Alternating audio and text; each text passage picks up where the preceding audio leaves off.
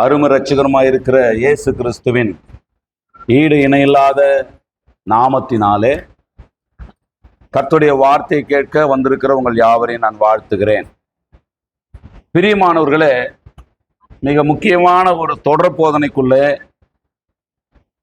நாம் கடந்து போகிறோம்.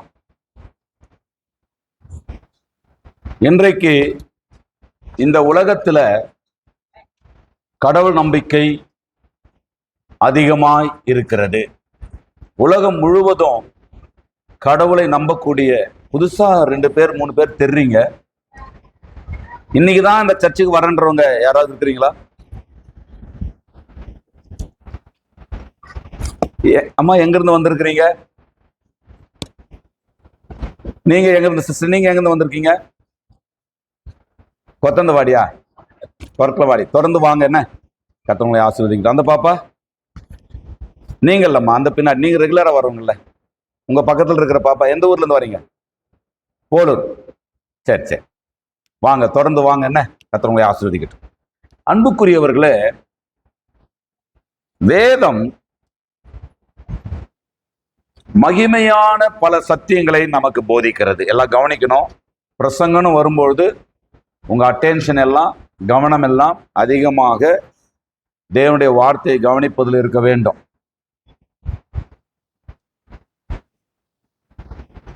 கடவுள் நம்பிக்கை இந்த உலகத்துல ரொம்ப ஜாஸ்தியா இருக்குது. ஆனா மறுமையை பற்றிய நம்பிக்கை மிக மிக குறைவாய் இருக்கிறது. நல்லா புரிந்து கொள்ளணும். கடவுள் நம்பிக்கை ரொம்ப அதிகமா இருக்குது. ஆன்மீக தேடல்கள் ரொம்ப அதிகமா இருக்குது. எந்த மதத்தை எடுத்துக்கொண்டாலும் அவர்கள் இறைவனை தேடுவதற்கும், இறைவனுக்கு வழிபாடு செய்வதற்கும், இறைவனுக்கு சேவை செய்வதற்கும் அல்லது இறைவனை பரப்புவதற்கும் பல நூறு முயற்சிகளை இன்றைக்கு எடுத்துக்கொண்டிருக்கிறதை நாம் பார்க்கிறோம், கிறிஸ்தவர்கள் உட்பட. ஆனா மறுமையை பற்றிய தெளிவும் அல்லது மறுமையை பற்றிய அறிவும் தெளிவும் உறுதியும் இருக்கிறதா என்று ஆராய்ந்து பார்த்தா இல்லை என்பதுதான் துக்ககரமான பதிலாக இருக்கிறது.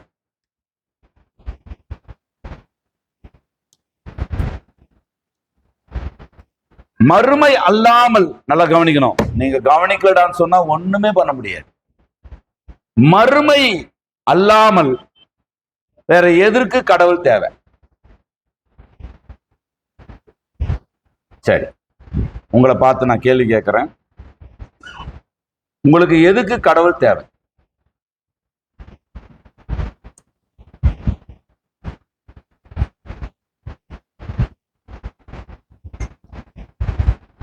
மறுமை இல்லாத இந்த உலகத்தில் வாழ்கிற இந்த காரியத்துக்கு கடவுள் தேவை என்றால் எந்த காரியத்துக்கு கடவுள் தேவை? தேவன், இயேசு, கர்த்தர், ஆண்டவர், யெகோவா, யாதோ ஒருத்தர் இந்த உலகத்தில் வாழ்கிற இதற்கு கடவுள் தேவைப்படுகிறார். எதற்கு தேவைப்படுகிறார்? ஒன்னும் புரியலையா? ஐயா, வெயில் ஓவரா இருக்கிறதுனால ஒரு அடி சீலிங் கீழே உட்காந்துங்கிறீங்க. இவ்வளவு விசாலமான சபையில ஏறக்குறைய 24 ஃபேன் ஓடுது. 24 ஃபேன் இருக்குது. அதுல ஒரு 18 ஃபேன் ஓடுது. சரி, கவனிக்கிறீங்களா? ஐயா, நான் கேட்கிற கேள்வி சகோதரிகளே உங்களுக்கு புரியுதா? இந்த உலகத்தில் வாழ்கிற இந்த காரியத்திற்கு கடவுள் தேவைப்படுகிறார். எந்த காரியத்திற்கு? வீடு கட்டுவதற்கா? படிப்பதற்கா? வேலை செய்வதற்கா? பிள்ளை குட்டிகளை பெத்தெடுப்பதற்கா? அல்லது பட்ட பதவிகளுக்கு போவதற்கா? சொத்து சுகங்களை சேர்ப்பதற்கா? சுகமாய் வாழ்வதற்கா? சுகத்தை பெற்றுக்கொள்வதற்கா? நான் கேட்கிற கேள்வி உங்களுக்கு புரியுதா? இந்த உலகத்தில் வாழ்கின்ற எதற்கு கடவுள் தேவைப்படுகிறார்? இந்த உலகத்தில் இருக்கிற எதற்காக கடவுள் தேவைப்படுகிறார்? கல்யாணம் மற்ற மதத்துக்காரங்களுக்கெல்லாம் கல்யாணம் நடக்கிறது இல்லையா? மற்ற மதத்துல குழந்தைங்களை பெத்தெடுக்கிறது இல்லையா? மற்ற மதத்துல வீடுகள் கட்டுறது இல்லையா? மற்ற மதத்துக்காரங்க படிக்கிறது இல்லையா? மற்ற மதத்துக்காரங்க நிம்மதியா வாழலையா? மற்ற மதத்துக்காரங்க சந்தோஷமா அவங்க வேலைகள்ல, அவங்களுடைய வசதிகள்ல, வாழ்ப்புகள்ல, சுகங்களில வாழலையா?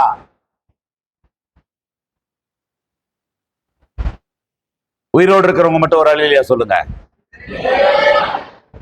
உயிரோடு இருக்கிறவங்க உயிரோடு இருக்கிற ஒரு அல்லேலூயா சொல்லுங்க பார்க்கலாம். கவனிங்க தயவு செய்து. இந்த உலகில் வாழ்கின்ற எதற்காக கடவுள் தேவைப்படுகிறார் என்றால், ஆச்சரியமான ஒரு உண்மை, இந்த உலகில் வாழ்கின்ற எதற்காகவுமே கடவுள் தேவையில்லை.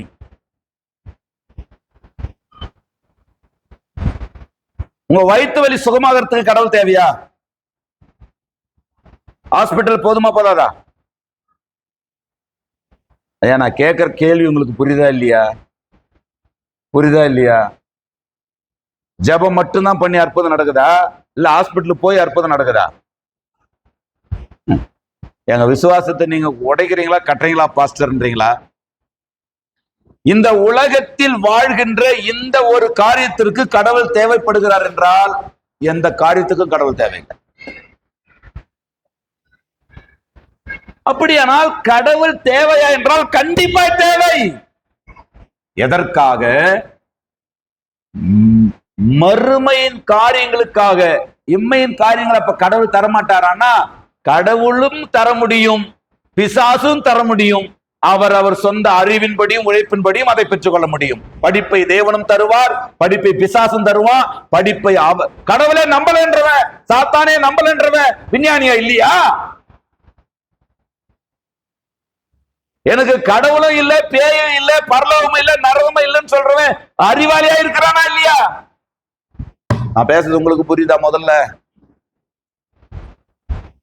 சிந்திக்கிறவர்கள் சபையில வந்துட்டு, எதுங்க சபை?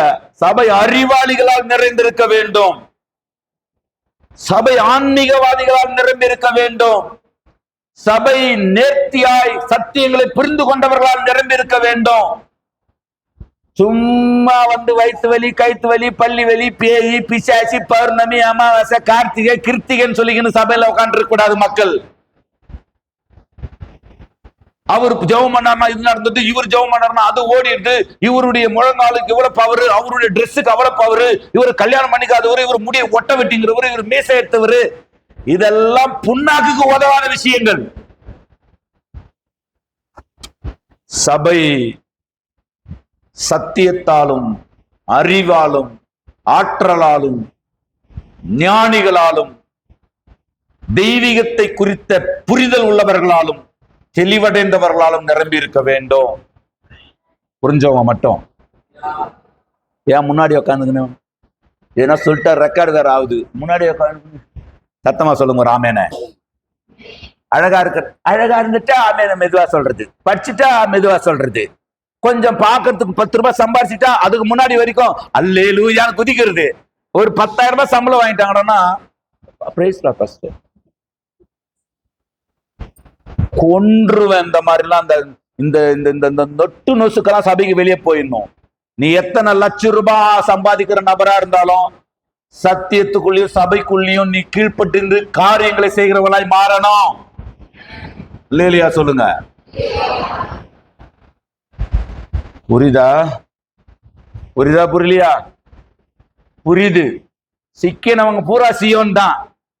சரி, அன்புக்குரியவர்களே, மறுமையை குறித்த அறிவில்லாமல் நீங்கள் சரியாக ஆன்மீகத்தை நீங்கள் பின்பற்றவே முடியாது. மறுமையை குறித்த தெளிவில்லாமல் நீங்கள் ஒரு வைராக்கியமான கிறிஸ்தவராக வாழவே முடியாது. காணப்படுகிறவைகளை அல்ல, காணப்படாதவைகளை நோக்கி இருக்கிற நமக்கு என்று வேதம் பதிவு செய்கிறது. காணப்படுகிறவைகள் அநித்தியமானவைகள், காணப்படாதவைகளோ நித்தியமானவைகள் என்று வேதம் பதிவு செய்கிறது. நாம் தரிசித்து நடவாமல் விசுவாசித்து நடக்கிறோம் என்று வேதம் பதிவு செய்கிறது. காண்கிறவனை அல்ல, காணாமல் என்னை விசுவாசிக்கிறவன் பேறு பெற்றவன், பாக்கியவான் என்று இயேசுவே சொல்லி இருக்கிறார். அப்படியானால் காணக்கூடிய இம்மைக்கான காரியங்களுக்காக அல்ல, இம்மைக்காக மாத்திர நான் கிறிஸ்துவனிடத்தில் நம்பிக்கையுள்ளவர்களாக இருந்தால் மற்ற மனிதர்களை பார்க்கலாம் பரிதவிக்கப்பட்டவர்களாய் மாறிவிடுவோம் என்று 1 கொரிந்தியர் 15ஆம் அதிகாரத்தில் பவுல் எச்சரிக்கிறார். அப்படியானால் திருச்சபையானது இம்மைக்கான தேடலுக்காக, தேவன் இம்மைக்கான தேவைகளையும் சந்திக்கிறவர், அதுல மாற்று கருத்து இல்ல. ஆனால் இம்மைக்கான தேடலுக்காக, இம்மைக்கான தேவைக்காக, இம்மைக்கான காரணங்களுக்காக தேவனை தேடவே கூடாது, அறியவே கூடாது, பின்பற்றவே கூடாது. ஏதாவது விளங்குதா? விளங்குதா? புரியுதுன்றவங்க மட்டும் ஒரு ஆமேன்னு சொல்லுங்க பார்க்கலாம். சாஸ்திரர் உங்களை எல்லாம் பேச விட்டா சபையை நீங்க வந்துட்டு உடைச்சிருவீங்க பழகுது. சபையை நாங்கள் உடைக்க மாட்டோம், சபையை நாங்கள் உருப்படியாக்குவோம். குப்பைகளை எல்லாம் ஒதுக்கிறது, கோதுமை மணிகள் எல்லாம் ஒரு பக்கம் சேர்க்கிறது. குப்பையா இருக்கிறாங்களா கோதுமை மணியா இருக்கிறாங்களான்றத தூற்றுக்குடிய வச்சு, முறத்தை வச்சு எப்படி நீங்க காத்துல அளவுறீங்களோ, அளவிடுறீங்களோ, அந்த மாதிரி தேவனுடைய வார்த்தையை கொண்டு தூற்றுக்குடிய அவர் கையில அவர் தமது களஞ்சியத்தை நன்றாய் விலக்கி பதறையோ அவியாத அக்னியெல்லாம் சுட்டெரிப்பார், கோதுமையோ களஞ்சியத்தில் சேர்ப்பாராம். நாம எல்லாம் களஞ்சியம் என்றால் எது? களஞ்சியம் என்றால் எது? தேவனுடைய ராஜ்யம். கோதுமை மணிகள் யாரு? நானும் நீங்களும் தான் கோதுமை மணி. தேவனுடைய வார்த்தை நம்மை புடமிட்டு நம்மை சுத்த பொன்னாக மாற்றுவதாக. கர்த்தர் தம்முடைய வார்த்தையினால் அவர் இருதயத்தில் என்ன ரகசியத்தை வைத்திருந்தாரோ அல்லது என்ன காரியத்தை சொல்ல வேண்டும் என்று ஆண்டவர் மனிதன் இந்த உலகத்திலே படைத்து நான் சொல்லுகிற இந்த வார்த்தையை நீ கேள் என்று விரும்பினாரோ அந்த காரியங்களை சிந்திக்கிற, அறிகிற, தாகமுள்ள ஜனக்கூட்டத்தை உருவாக்குவதுதான் உண்மையான ஆன்மீகம். சும்மா நான் அறிய அறிவு என்ன, என் திறமை என்ன, என் வரம் என்ன, என் வல்லமை என்ன, நான் ஜெபம் பண்ணா என்ன நடக்குது, என்கிட்ட வந்து காரியங்களை என்ன செய்து கொள்ள முடியும், நம்மளை பிரசங்கம் பண்றதுக்கு தேவன் நம்மளை கூப்பிடல. என்னுடைய அறிவையும் ஆற்றலையும் திறமைகளையும் பிரசங்கிக்க தேவன் என கூப்பிடல. நாங்கள் எங்களை பிரசங்கியாமல் கிறிஸ்துவை கர்த்தர் என்றும் எங்களையோ கிறிஸ்துவின் நிமித்தம் உங்கள் ஊழியக்காரர் என்றும் பிரசங்கிக்கிறோம். அப்படியானால் மறுமையை குறித்த தெளிவு, முதல்ல மறுமை குறித்த அறிவு, அப்புறம் மறுமையை குறித்த தெளிவு, மறுமையை குறித்த வைராக்கியம். எல்லாரும் சொல்லுங்க, மறுமையை குறித்த அறிவு. சத்தமா சொல்லுங்க. ஃபர்ஸ்ட் சர்வீஸுக்கு இவ்வளவு சுதந்திரீங்க எப்படி? அப்போ நீங்க முறைச்சாலும் எனக்கு அதை பத்தி கவலை கிடையாது. சில சீனியருங்களாம், நாங்களாம் எவ்வளவு பெரிய ஆள் தெரியுமா, நாங்க எவ்வளவு தசமா கொடுக்குறோம் தெரியுமா, நிறுத்திக்குங்க, இந்த மாசத்துல நிறுத்திக்குங்க. ஏன் இப்படி வாணும் அப்படி வாணும்னு உலகத்தை பெருசா பாக்குறவனுக்கு தாயா பணத்தை பெருசா பார்ப்பான். நாங்க செத்தாலும் பரலோக கோட்பாட்டை மாற்ற போறது கிடையாது. அப்படியானால் பரலோகத்தின் மீது அசைக்க முடியாத நம்பிக்கை வைத்த ஒரு மனிதனை அசைத்து விட முடியுமா என்ன? இயேசு நல்லவர். கவனிங்க, மறுமையை குறித்த அறிவு, அந்த மாதிரி சொல்லணும். சத்தமா சொல்லுங்க. மறுமையை குறித்த தெளிவு, மறுமையை குறித்த வைராக்கியம். இப்ப நீங்களே சொல்லுங்க பார்க்கலாம்.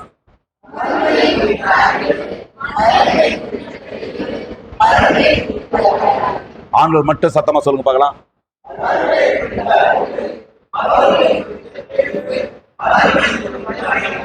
இந்த ரோல் இருக்கிற இந்த ரோல் இருக்கிறவங்க மட்டும் சொல்லுங்க பார்க்கலாம். இதான் சத்தமா? சண்டை போடும்போது எப்படி சத்தம் போடுங்களா? அப்படி போடுங்க. 1.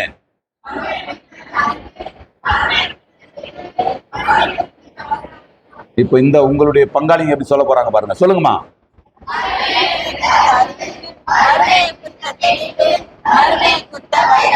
மறுபடியும் ஒட்டுமொத்தமா எல்லாம் சேர்ந்து சொல்லலாம். மறுமையை குறித்த அறிவு, மறுமையை குறித்த தெளிவு, மறுமையை குறித்த வைராக்கியம். ஐயா, மறுமையை குறித்த அறிவும் தெளிவும் வைராக்கியம் இல்லைன்னா நீங்க தேவனையே தேடலன்னு அர்த்தம். விசுவாசம் இல்லாமல் தேவனுக்கு பிரியமா இருப்பது கூடாத காரியம். ஏனென்றால் தேவனிடத்தில் சேருகிறவன் அவர் உண்டென்றும் தம்மை தேடுகிறவர்களுக்கு பலன் அளிக்கிறார் என்று என்ன பண்ணணுமா? விசுவாசிக்க வேண்டும். அப்படியானால் மறுமை விசுவாசம் என்பது மறுமைக்குட்பட்ட ஒரு காரியமா இருக்கிறது. அப்படியானால் மறுமையில என்ன நடக்க போகுது, அல்லது மறுமைக்கான காரியங்கள், மறைக்கப்பட்டிருக்கிற காரியங்களை விசுவாசிக்கப்படுவதற்காக அழைக்கப்பட்டிருக்கிறோம். காணப்படுகிறதை அல்ல, காணப்படாததை நோக்கி இருக்கிறோம். மேலும் ஒருவன் தான் காண்கிறதை நம்ப வேண்டுவது என்ன? சரி, மறுமையின் காரியங்களில மிக முக்கியமானது, நான் தொடர் போதனைன்னு சொல்லிட்டேன். நீங்கள் சிந்தித்தால் மட்டுமே இது பெரிய விஷயமா தெரியும். சிந்திக்கலடானா நாங்க எவ்வளவு கண்ணீர் ஓடுவோம் தெரியும். யாருக்கு கண்ணீர் இல்ல சொல்லுங்க? யாருக்கு பிரச்சனை இல்ல சொல்லுங்க? யாருக்கு தேவை இல்லை? பாஸ்டர், நான் ரட்சிக்கப்பட்ட பிற்பாடு எனக்கு தேவையே இல்லைன்றவங்க கை தூங்க பார்க்கலாம். ரட்சிக்கப்பட்ட பிற்பாடு என் வீட்டுக்குள்ள பிரச்சனையே இல்லை, கை தூங்க பார்க்கலாம். ரட்சிக்கப்பட்ட பிற்பாடு எனக்கு எல்லா நாளும் குதூகல கொண்டாட்டமா இருக்குது, கை தூங்க பார்க்கலாம்.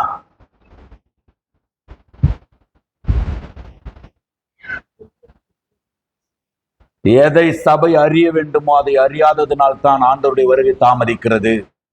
சபை எதை அறிந்து எதை அறிவிக்க வேண்டுமோ அதை அறிந்து அதை அறிவிக்காததுனால தான் இந்த தேசம் பாழாய் கிடக்கிறது. தெபோராளாகி நான் எழும்பும் அளவும், தெபோராளாகி நான் இஸ்ரவேலிலே தாயா எழும்பும் அளவும் இஸ்ரவேலின் கிராமங்கள் பாழாய் கிடந்தது. உங்க கிராமம் பாழாய் கிடக்கிறதுக்கு யாரோ காரணம் கிடையாது.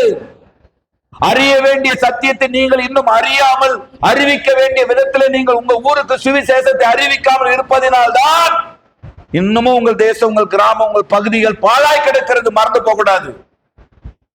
என்னைக்காவது ஒரு நாள் பாஸ்டர் வருவாரு, யாரையாவது கூட்டின்னு வருவாரு. அவங்க வந்து மேஜிக் ஒண்ணு காட்டுவாங்க. அவங்க பூணுவாங்க, பாணுவாங்க, வாணுவாங்க, போனுவாங்க. நம்முடைய ஊரு எப்படி ரட்சிக்கப்பட்டோம். கனவு காணாதே, ஏமாந்து போகாதே, ஏமாற்றாதே, ஏமாறாதே. அறிய வேண்டிய சத்தியத்தை முதலாவது நீங்கள் அறிந்து அறிவிக்க வேண்டிய பிரகாரமாக நீங்கள் சத்தியத்தை அறிவித்தால் மட்டுமே நித்திய ஜீவனுக்கென்று நியமிக்கப்பட்டவர்கள் அடையாளப்படுத்தப்படுவார்கள். நித்திய ஜீவனுக்கென்று நியமிக்கப்பட்டவர்கள் உங்களை தேடி வருவார்கள், அல்லது அவர்களை தேடி தேவன் உங்களை கொண்டு போவார். புரிஞ்சவங்க மட்டும். புரியலையா? பிரசங்கம் நல்லா இல்லைல்ல? பிரசங்கம் உங்களுக்கு நல்லா இருக்குதா நல்லா இல்லையான்றது என் பிரச்சனை இல்லை. பிரசங்கத்தை கொடுத்தவருக்கு அது நல்லா இருக்குதா இல்லையா, அவரை உட்கார வச்சுதான் பிரசங்கம் பண்றது.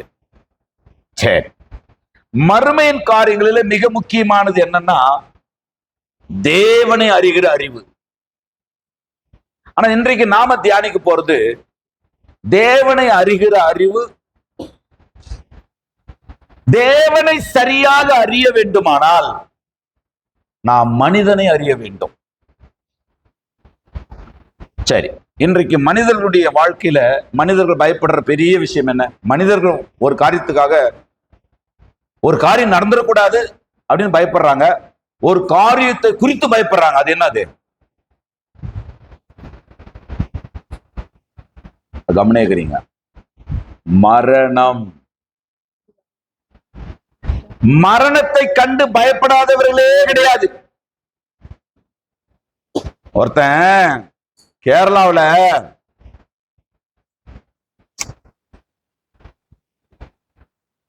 ஒரு குளத்தாங்கரையில போயிட்டு தற்கொலை பண்ணிக்கணும்னு போனானா. குளத்துல குச்சி தற்கொலை பண்ணிக்கணும்னு போனானா.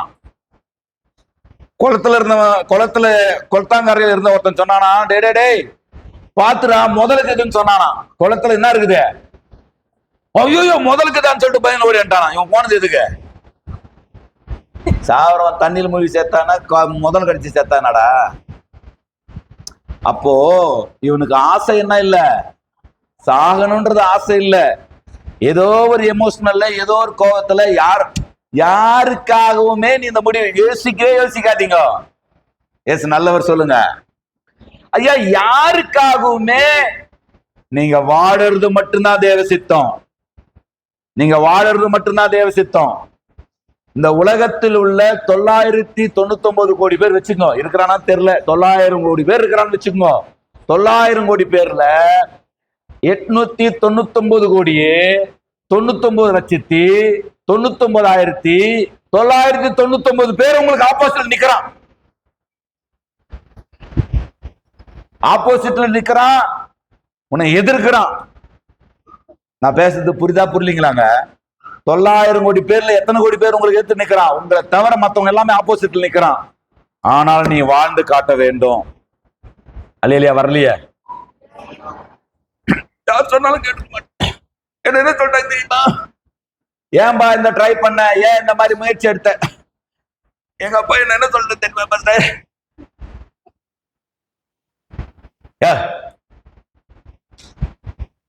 அப்பா சொன்னாரு, ஆட்டிக்கிட்டு சொன்னாரு, மச்சான் சொன்னாரு, மாமான் சொன்னாரு.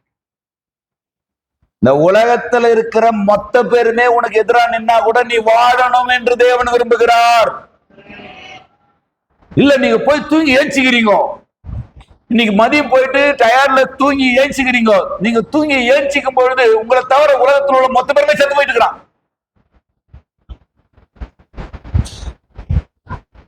நான் பேசுறது விளங்குதா?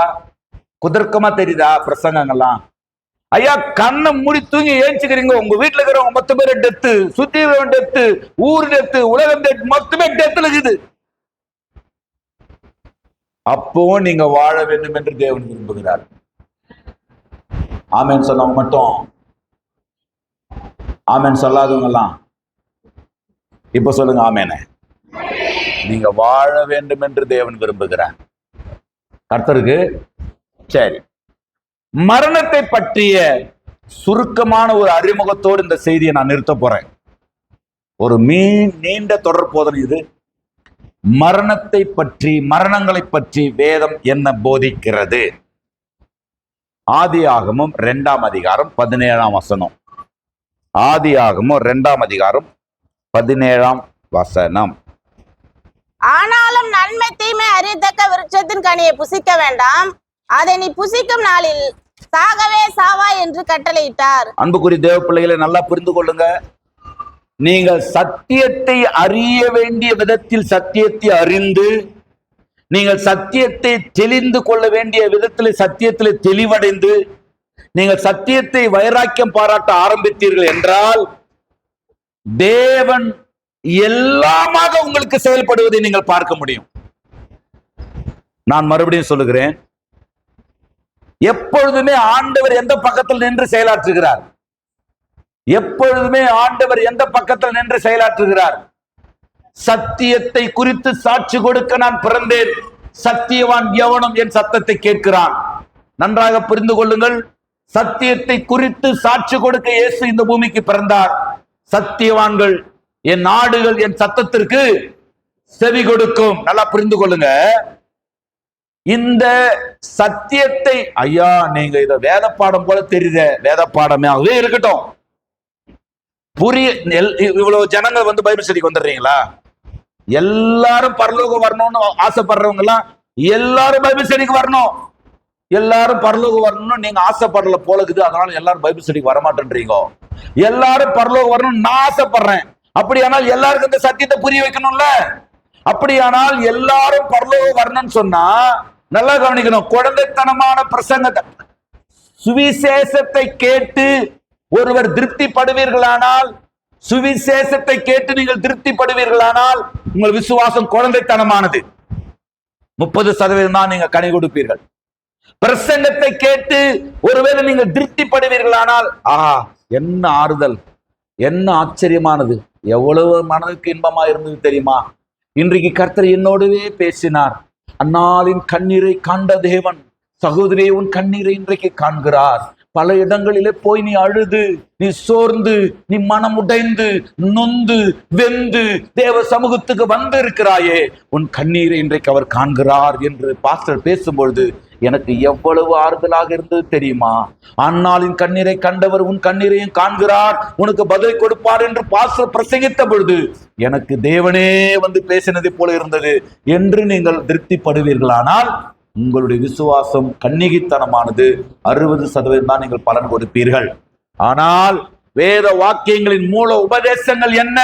தேவன் இயேசு கிறிஸ்துவை கொண்டு இந்த உலகத்திலே போதிக்க விரும்பினது என்ன? இயேசு இந்த உலகத்திலிருந்து போகும்பொழுது நான் உங்களுக்கு கட்டளையிட்ட யாவையும் அவர்கள் கை கொள்ளும்படி அவர்களுக்கு உபதேசம் பண்ணுங்கள் என்று சொன்னாரு. அது என்ன? அப்போஸ்தலர் 2:42 அவர்கள் திருச்சபை, அப்போஸ்தல காலத்து திருச்சபை அப்போஸ்தல உபதேசத்திலும் அந்யோன்யத்திலும் அப்பம் பிக்குதலில் ஜெபப்படுதலில் உறுதியாக தரித்திருந்தார்கள் என்று சொல்லப்பட்டிருக்கிறது. அந்த அப்போஸ்தல உபதேசம் என்ன? பால் உண்ணுகிறவன் குழந்தையா நீதியா இருக்கிறபடிதான் நீதி வசனத்திலே பழக்கம் இல்லாமல் இருக்கிறார். பலமான ஆதாரமானது நன்மை தீமை என்று சொல்லப்பட்டிருக்கிறது. அந்த நன்மை தீமையை பகுத்தறியத்தக்க பயிற்சி செய்ய முயற்சி செய்யும் அந்த ஞானோந்தரனுடைய புருஷர்களுக்குரிய பிரசங்கம் என்ன என்பதை புரிந்து கொண்டால் மட்டும்தான் நீங்கள் பூரண புருஷராக முடியும்.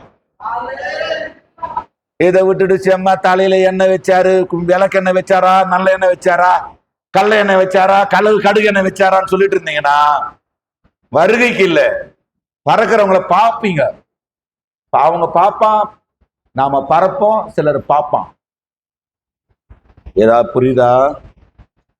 ஏதாவது புரியுதா? ஐயா ஓவர் டோஸ் ஜீரணம் ஆகுமா? அடுத்த ஞாயிற்றுக்கிழமை வரைக்கும் இது உங்களுக்கு தாங்கும்.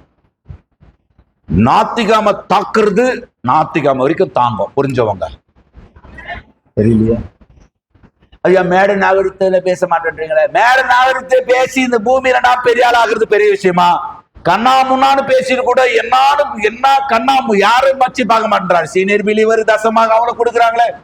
அந்த பிரதர் எவ்வளவு தசமா கொடுக்குறவரு, அவரை இவர் எதிர்த்து பேசுற மாதிரி பேசுறாரு. சத்தியவான் எவன் என் சத்தத்தை கேட்பான், அவ்வளவுதான் முடிஞ்சது.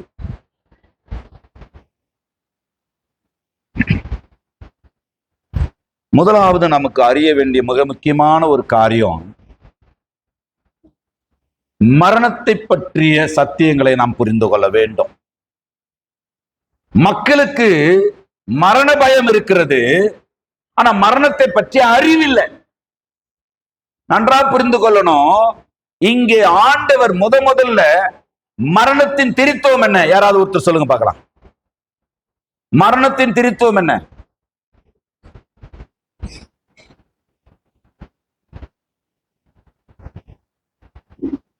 சரி, எத்தனை விதமான மரணத்தை வேதம் போதிக்கிறது? சத்தமா சொல்லுங்க. எல்லாரும் சொல்லுங்க.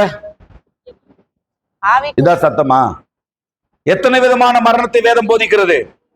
3 விதமான மரணம். ஒன்னு என்ன? ஆவிக்குரிய மரணம். எல்லாரும் வாய் திறந்து சொல்லுங்க. ஆவிக்குரிய மரணம். இரண்டாவது என்ன? சரீர மரணம். மூன்றாவது என்ன? நித்திய மரணம். இந்த ஆவிக்குரிய மரணம் என்றால் என்ன, சரீர மரணம் என்றால் என்ன, நித்திய மரணம் என்றால் என்பதைத்தான் வருகிற காலங்களில நாம் ஆழமாக தியானிக்க போகிறோம். இந்த சத்தியம் புரிந்து விட்டால் தேவன் சத்தியத்தின்படி சத்தியவான்களுக்காக காரியங்களை செய்யக்கூடியவர். சத்தியத்தை அறிவீர்கள், சத்தியம் உங்களை விடுதலையாக்கும். சத்தியம் எங்க இருக்கிறதோ அங்க ஆவியானவர் இருக்கிறார். ஆவியானவருடைய மெயின் வேலையே சகல சத்தியத்திற்குள்ளே நம்ம நடத்துவது. சத்தியத்தை குறித்து நீங்கள் வைராக்கியம் பாராட்டினால் பரலோகம் உங்களை குறித்து வைராக்கியம் பாராட்டும். சத்தியத்திற்கு நீங்கள் தூணாய் ஆதாரமாய் நிற்பீர்களானால் பரலோகம் உங்களுக்கு தூணும் ஆதாரமாய் நிற்கும். இதுதான் சத்தியம், இதுதான் வழி. நாம் யாக்கோபின் தேவனுடைய ஆலயத்துக்கு போவோம், அவர் தமது வழிகளை நமக்கு போதிப்பார். அப்படியானால் பரலோகத்தை குறித்தும் மறுமையை குறித்தும் மரணத்தை குறித்தும் உயிர்த்தெழுதலை குறித்தும் அல்லது மறைக்கப்பட்டிருக்கிற விசுவாசிக்க வேண்டிய காரியங்களை குறித்தும் நாம் இதுதான் என்கிற முடிவுக்கு நீங்கள் கற்று நிச்சயித்துக் கொண்டவைகளில் நிலைத்திருப்பீர்களானால் பரலோகம் உங்களுக்கு அம்மாவாகவும் செயல்படும், அப்பாவாக செயல்படும், போதகரா செயல்படும், அண்ணனா செயல்படும், துணையா செயல்படும். துணை என்னவா இருக்கணும்னு நீங்க விரும்புறீங்களோ அதுவாக தேவன் இருப்பார். இருக்கிறீங்களா? வேதாகமத்தில் சொல்லப்பட்டிருக்கிற சம்பவம் சுருக்கமா அதை பார்த்து, நீ இந்த கனியை புசிக்க நாளில் சரி, அந்த கனியை 3ஆம் அதிகாரம் 6ஆம் வசனத்தை வாசிங்க. நாம இது இன்ட்ரோடியூசிங்கே இன்னும் முடியல, ஆனா பிரசங்கம் முடியுது. தொடரும். டு பி கண்டினியூ அப்படின்னு முடியும். அப்பொழுது ஸ்திரீயானவள் அந்த விருட்சம் புசிப்புக்கு நல்லதும் பார்வைக்கு இன்பமும் தெளிவிக்கிறதற்கு இச்சிக்கப்படத்தக்க விருட்சமாய் இருக்கிறது என்று கண்டு அதன் கனியை பறித்து புசித்து தன் புருஷனுக்கும் கொடுத்தால் அவனும் புசித்தான். அப்புறம் 7ஆம் வசனம். அப்பொழுது அவர்கள் இருவருடைய கண்களும் திறக்கப்பட்டது. செத்தாங்களா? கண்ணு திறக்கப்பட்டுச்சா? அப்புறம் அவர்கள் தாங்கள் நிர்வாணிகள் என்று அத்திகளை தைத்து தங்களுக்கு அரைக்கச்சில உண்டு பண்ணினார்கள். சரி, இப்ப இந்த கேள்வியோட முடிக்கிறேன். ஆண்டவர் என்ன சொன்னாரு? ஆதாம் கிட்ட ஆண்டவர் என்ன சொன்னாரு? இந்த கனியை நீ புசிக்கும் நாளில் செத்தாங்களா? செத்தாங்களா சாகலையா? இருக்கிறீங்களா?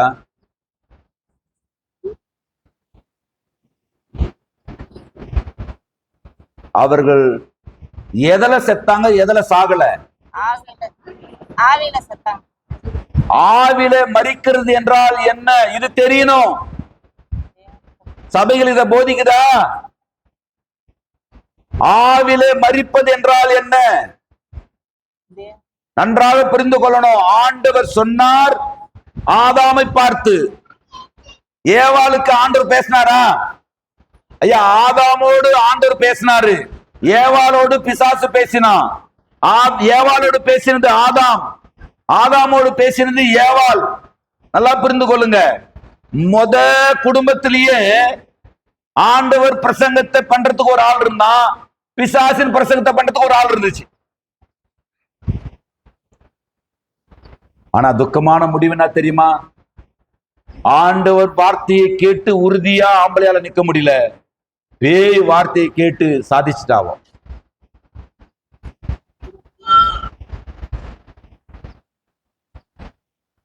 ஆதாம் வஞ்சிக்கப்படவில்லை, ஏவாளே வஞ்சிக்கப்பட்டு மீறுதலுக்கு உட்படுத்தப்பட்டாலாம். இந்த கனியை புசிக்க நாளில் நீங்கள் சாகவே சாவீர்கள் என்று ஆண்டவர் சொன்னாரே. வேதாகமத்திலே சொல்லப்பட்டிருக்கிற மரணம் 3 விதமான மரணம்: ஆவிக்குரிய மரணம், சரீர மரணம், நித்திய மரணம். இந்த மரணத்தில் முதல் மரணம் சரீர மரணம் அல்ல, வேதம் பதிவு செய்கிறது. ஒரிஜினல் மரணத்தை வேதம் பதிவு செய்கிறது. இந்த கனியை புசிக்கும் நாளில் நீ சாகவே சாவாய். சாவென்றால் ஆவியாகிய மனிதன், ஆவியாகிய தேவனோடு உள்ள உறவை இழந்து போவது. ஆவியாயிருக்கிற மனிதன், ஆவியாயிருக்கிற தேவனோடு உள்ள உறவை இழந்து போயிருப்பதுதான் ஆவிக்குரிய மரணம். விவரமாக பேசுவோம். அந்த ஆவி ஆத்மா அந்த சரீரத்தை விட்டு பிரிவதுதான் சரீர மரணம். ஆவி ஆத்மா சரீரம் நரகத்துக்கு போவதுதான் நித்திய மரணம். உங்களுக்கு புரிகிறதா? வேதாகமத்தில் சொல்லப்பட்டுள்ள முதல் மரணம் சரீர மரணம் அல்ல, ஆவிக்குரிய மரணம். தேவனை விட்டு ஆவி பிரிந்திருந்தால் அவர்கள் மரித்திருக்கிறார்கள் என்ற அர்த்தம். விவரமாய் பேசுவோம். எல்லாரும் எழுந்து நிற்கலாம், எல்லாரும் எழுந்து நிற்கலாம். ஓ ஹல்லேலூயா!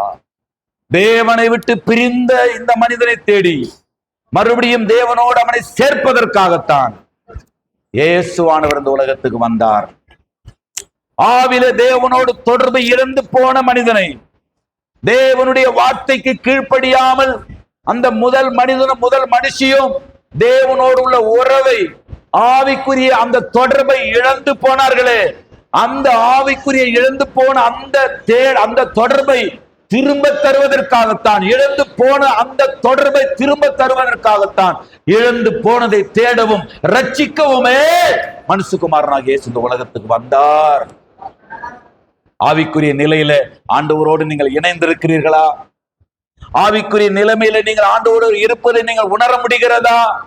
உங்கள் ஆவியும் தேவனுடைய ஆவியும் தடையில்லாமல் தேவனோடு உறவாடுகிறதை உங்களால் உணர முடிகிறதா? அந்த சந்தோஷத்தை உங்களால் உணர முடிகிறதா? தொடர்ந்து பேசுவோம். அடுத்த ஆராதனைக்கு நேரமானதினால் நான் இதோடு நிறுத்துகிறேன். ஆண்டவர் தொடர்ந்து மறுமையின் சத்தியங்களை நமக்கு அறிவிப்பாராக, தெளிவுபடுத்துவாராக, அதில் உறுதியாய் நிற்க நமக்கு உதவி செய்வாராக. உங்கள் சந்ததிகளுக்கு இதை போதியுங்கள், உங்கள் வீட்டு பிள்ளைகளுக்கு இதை போதியுங்கள், உங்கள் அயலாகத்தாருக்கு இதை போதியுங்கள், உங்கள் பக்கத்தில் இருக்கிற பலவீனமான விசுவாசிகளுக்கு இதை போதியுங்கள், பலவீனமான சபைகளுக்கு போகிறவர்களுக்கு இதை போதியுங்கள். இயேசு வருகிறார், ஆயத்தமாவோம், அநேகரை ஆதாயப்படுத்துவோம். பரலோக பரமபிதாவே, கர்த்தராகிய இயேசு கிறிஸ்துவின் மூலமாய் நம்முடைய ஆவியானவரை கொண்டு நீர் விளம்புகிற சத்தியங்களுக்காக ஸ்தோத்திரம். நாங்கள் திறக்கப்பட்ட இருதயத்தோடு உம்முடைய சமூகத்தில் நிற்கிறோம். கவனிக்கிற காதுகளோடு உம்முடைய சமூகத்தில் நிற்கிறோம். எதை நீர் வேதத்திலிருந்து விலைக்கு சொன்னாலும் அதற்கு கீழ்ப்படுகிற அர்ப்பணிக்கப்பட்ட இருதயத்தோடு உம்முடைய சமூகத்தில் நிற்கிறோம் ஆண்டவரே. கிறிஸ்துவின் சீடர்கள் சபையை உம்முடைய வார்த்தையினால் அலங்கரிப்பீராக. இந்த வார்த்தைகளை சமீபத்திலும் தூரத்திலும் இருந்து கேட்கிற தேவ ஜனங்களை மறுமையை குறித்த அறிவும் தெளிவும் வைராக்கியம் உள்ளவர்களாய் மாற்றுவீராக. காரியங்கள் இப்படி இருக்கிறதா என்று நாள்தோறும் வேத வாக்கியங்களை ஆராய்ந்து பார்த்ததினால் தெசலோனிக்கேயில் உள்ளவர்களை பார்க்கிறோம். நல்ல குணசாலியான பெரிய திருச்சபையை போல இந்த திருச்சபையை உம்முடைய நாமம் தரிக்கப்பட்ட திருச்சபைகளை உயிர்ப்பியோ. ஒவ்வொரு வாலிபர்களையும் எழுப்புங்கப்பா. ஒவ்வொரு வாலிப பெண்களையும் எழுப்புங்கப்பா. அனலுமின்றி குளிருமின்றி வெதுவெதுப்பா இருக்கிற அனுபவத்திலிருந்து இருக்குமோ இருக்காதோ, ஆமோ அல்லவோ, ஆமோ இரு என்ற குழப்பத்தில் இல்லாமல் ஆம் அல்ல என்றல்ல, ஆம் ஆமேன் என்று மறுமை சத்தியங்கள் வெளிப்படுத்தப்பட்டிருக்கிறது என்பதை ஒவ்வொருவரும் புரிந்து கொள்ளும்படி பிரகாசமுள்ள மனக்கண்களை கொடுப்பீராக. ஆரணி ஆராதனைகளையும் அள்ளியந்தல் ஆராதனைகளையும் பெருகச் செய்வீராக. ஆத்துமாக்களால் நிரப்புவீராக. சத்தியவான்கள் வந்து சேர்வார்களாக. வடக்கிலும் கிழக்கிலும் மேற்கிலும் கிழக்கிலும் தெற்கிலும் இருந்து ஆண்டவரே நித்திய ஜீவனுக்கென்று நியமிக்கப்பட்டவர்களை கர்த்தர் எங்களோடு கூட அடையாளப்படுத்துவீராக. எங்கள் உள்ளங்களிலே கர்த்தாவே சத்திய கோட்பாடுகளுக்காக, சத்திய கோட்பாடாகிய இயேசு கிறிஸ்துவுக்காக நாங்கள் பாராட்டுகிற வைராக்கியத்தை தேவன் அறிந்திருக்கிறீர் ஆண்டவரே. எங்கள் ஆவி ஆத்துமா சரீரத்தை தாழ்த்துகிறோம்.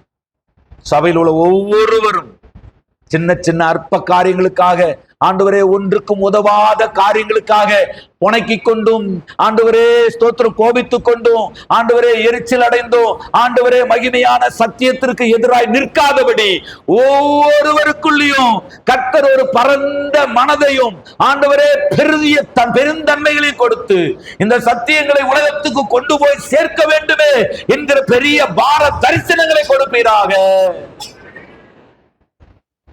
அடியானை தாழ்த்துகிறேன். களிமண் ஆண்டவரே, நான் தூளும் சாம்பலமானவன் ஆண்டவரே, தெல்லுப்பூச்சி ஆண்டவரே, என்னால் ஏதாகிலும் ஆகும் என்பதை போல ஒன்றை யோசிக்கிறதற்கு நான் தகுதியற்றவன் ஆண்டவரே. என்னுடைய தகுதி உம்முடைய கிருபையினாலே உண்டாயிருக்கிறது. எங்களுடைய நீதி நீராயிருக்கிறீர். அரண்களை நிர்மூலமாக்குகிறதற்கு நீர் எங்களுக்கு பலனாயிருக்கிறீர் ஆண்டவரே. எங்களை தொடர்ந்து நடத்துங்கப்பா.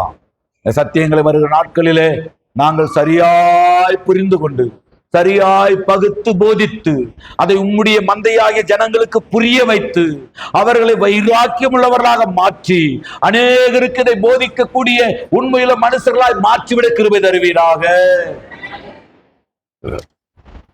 ஊழியங்களை ஜெபத்தாலும் ஊழியங்களை உழைப்பாலும் ஊழியங்களை பொருளாதாரத்தாலும் தாங்குகிற மக்கள் நாளுக்கு நாள் பெருகட்டும் என்று நான் ஜெபிக்கிறேன். வாலிபர்களை விசேஷமாய் ஆண்டவரே இந்த நாட்களில பயன்படுத்தும். வாலிப பெண்களை பயன்படுத்தும். வீணான காரியங்களுக்காக நேரத்தை செலவிட்டு அவர்களுடைய பொன்னான கால நேரங்களை வீணாக்கி விடாதபடி பரிசுத்த ஆவியானவர் இன்றைக்கு அவர்களுக்குள்ள ஒரு உயிர்ப்பிக்கும் உணர்த்துதலை கொடுப்பீராக என்று நான் ஜெபிக்கிறேன். வருகிற ஆண்டவரே 23ஆம் தேதி நடக்கிற சட்டமன்ற எலெக்ஷன்ல கர்த்தருடைய கிருபையை வெளிப்படுத்துவீராக. உம்முடைய ஜனத்துக்கு விரோதமாய் ஆண்டவரே, உம்முடைய ஜனத்தினுடைய சுகத்துக்கும் சமாதானத்துக்கும் விரோதமாய் ஒரு ஆண்டவரே அந்தகார வல்லமை செயல்படாதிருப்பதாக. ஏழை எளிய ஜனங்களை முன்னேற்றத்துக்கு கொண்டு வரக்கூடிய ஆண்டவரே ஸ்தோத்திரன், மக்களுக்கு நல்ல திட்டங்களை வகுத்து மக்களுக்கு நலமானதை செய்யக்கூடிய சுயநலமற்ற ஊழலற்ற லஞ்ச லாவண்யமற்ற நல்ல நீதி நேர்மையான ஆட்சியாளர்களை கர்த்தர் இங்கே கொண்டு வருவீராக என்று நாங்கள் ஜெபிக்கிறோம். தொடர்ந்து வழி நடத்தும், ஆசீர்வதி பலப்படுத்தும். எல்லா துதி கன மகிமை ஸ்தோத்திரங்களையும் ஒருவருக்கே செலுத்தி தாழ்த்தி ஜெபிக்க மறந்தவைகளை தயவாய் செய்தருள வேண்டும் என்று கர்த்தராயிருக்கிற இயேசு கிறிஸ்து மூலமாய் ஜெபித்தோம். ஜெபங்களை கேட்டு ஜீவனுள்ள நல்ல பிதாவே. சத்தத்தை உயர்த்தி சொல்லாமா? என் ஆத்துமாவே, என் முழு உள்ளமே, என் ஆத்துமாவே கர்த்தர் செய்த சகல உபகாரங்களை மறவாதே. ஆமே. நம்முடைய கர்த்தராய் இருக்கிற இயேசு கிறிஸ்துவினுடைய கிருபையும் பிதாவாகிய தேவனுடைய அன்பும் பரிசுத்த ஆவியானவருடைய அந்யோன்யத்தை வழி நடத்துதலும் சமாதானமும் நம் அனைவரோடு சகல பரிசுத்தவான்களோடு என்றென்றைக்கும் தங்கியிருப்பதாக. அல்லேலூயா, அல்லேலூயா, அல்லேலூயா. கர்த்தர் ஒவ்வொருவரையும் ஆசீர்வதிப்பாராக. ஒருவரை வாழ்த்திக் கொள்ளுங்கள். கர்த்தருக்கு மகிமை உண்டாவதாக.